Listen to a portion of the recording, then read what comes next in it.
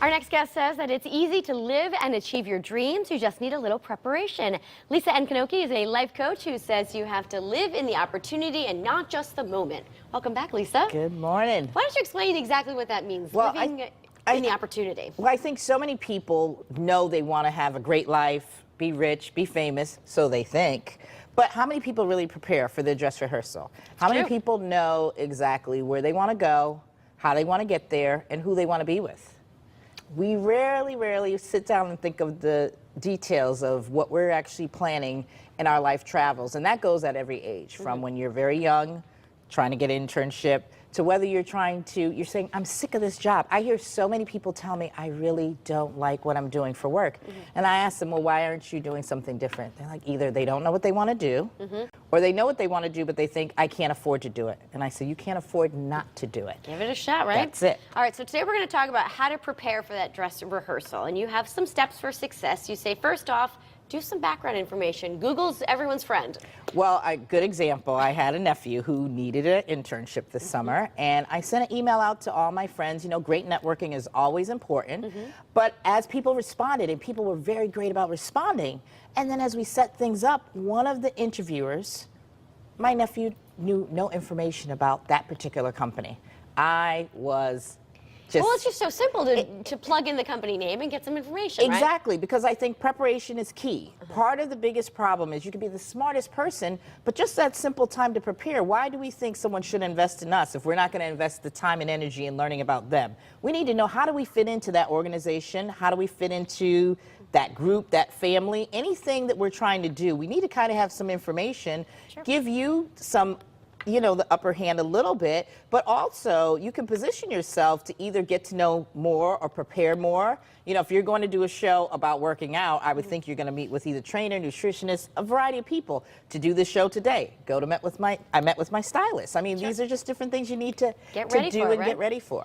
You say describe and know yourself. Probably a question you're going to be asked right off the bat during an interview. Tell me a little bit about yourself. Well, tell you a little bit about yourself. And are you a procrastinator? I heard someone here earlier say, you know, I don't know what I want to do. I'm not ready for my 15 minutes of fame. Everyone knows something. They have an idea. They just don't know how to maybe put it into words or put it into action. So I think when people say, I don't know, I think it really is something that you've experienced along the way. You just haven't actually, you know, pinpointed, is that what I want to do for the rest of my life? I think one of the ways I get people to kind of focus on that and to shift is I talk about, what would you do if you had 30 days to live? Okay. If money was no object, what would you be doing? Would you waste time arguing with ABC? I know, you know, one of the things that I had the opportunity to do was meet with Nene Leakes, who now stars in The New Normal and The Housewives of Atlanta. And one of the things she wanted to do was go to Hollywood. This was a couple of years ago. Okay. And at the time, she just wanted to talk about getting to Hollywood. And I said, we got to talk about other stuff going on. She was going through, you know, getting ready to go through a divorce at that time.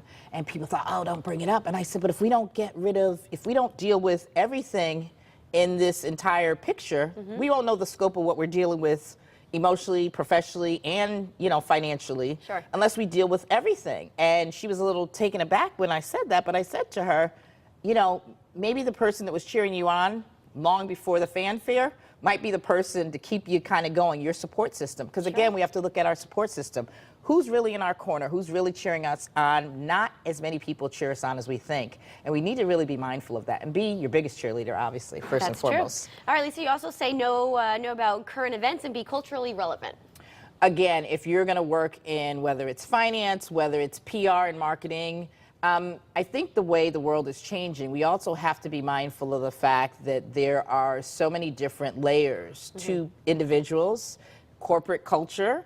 Corporate culture is really into diversity. What does diversity mean? That could mean race, culture. It could mean, you know, sexual orientation. We need to really get an understanding of what's the CEO do? What are their beliefs? What's their religion? Where do they live? You got to kind of look at where people are coming from to have an understanding of where they might be going.